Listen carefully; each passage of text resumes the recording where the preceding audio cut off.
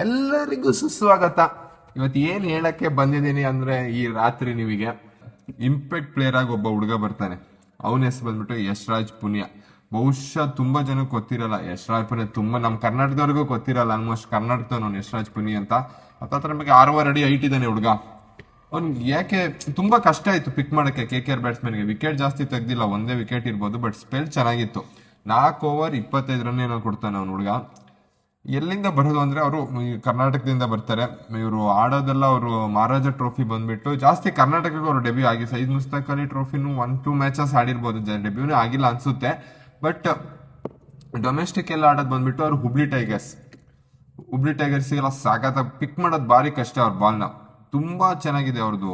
Googly ಎಲ್ಲ ಚೆನ್ನಾಗಿ ಇಟ್ಟಿದ್ದಾರೆ. ಗೂಗ್ಲಿ ಅನ್ನೋದಕ್ಕಿಂತ ಅವ್ರದ್ದು ಟಾಪ್ ಸ್ಪಿನ್, ಅವ್ರು ಏನ್ ಮಾಡ್ತಾರೆ ಆ ಲೆಗ್ ಸ್ಪಿನ್ ಬಿದ್ದು ನಿಮಗೆ 6 ಓವರ್ ಹೈಟ್ ಇಂದ ಬರುತ್ತಲ್ಲ, ಅಲ್ಲಿ ಪಿಕ್ ಮಾಡೋದು ತುಂಬಾ ಕಷ್ಟ ಆಗುತ್ತೆ.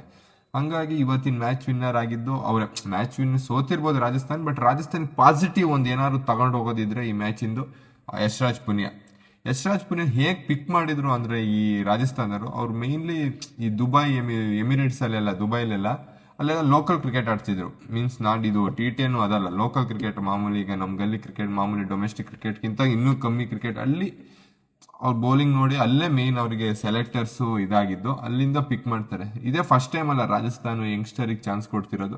ತುಂಬಾ ಬಹುಶಃ ಈಗ ನೋಡ್ಬೋದು ವೈಭವ್ ಸೂರ್ಯವಂಶಿ ಗಿಂದ ಹಿಡಿದ್ಬೇಕು ನೀವು ಲಾಸ್ಟ್ ಫ್ಯೂ ಅವ್ರಿಗೇನು ಸಂಜು ಸ್ಯಾಮ್ಸನ್ ಎಲ್ಲಿ ಗ್ರೂಮ್ ಆಗಿದ್ದು ಅಂದ್ರೆ ಇದೇ ರಾಜಸ್ಥಾನಲ್ಲಿ.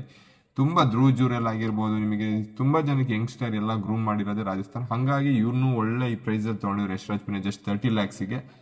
ಬಹುಶಃ ನೀವು ಮುಂದಿನ ಟೈಮಲ್ಲಿ ಯಶ್ರಾಜ್ ಪುನಿಯಾ ಬಗ್ಗೆ ಇನ್ನೂ ಕೇಳ್ಪಡ್ತೀರಾ ಅಂತ ಹೇಳ್ತಾ ಈ ವಿಡಿಯೋ ಮುಗಿಸ್ತಾ ಇದ್ದೀನಿ. ಬಾಯ್.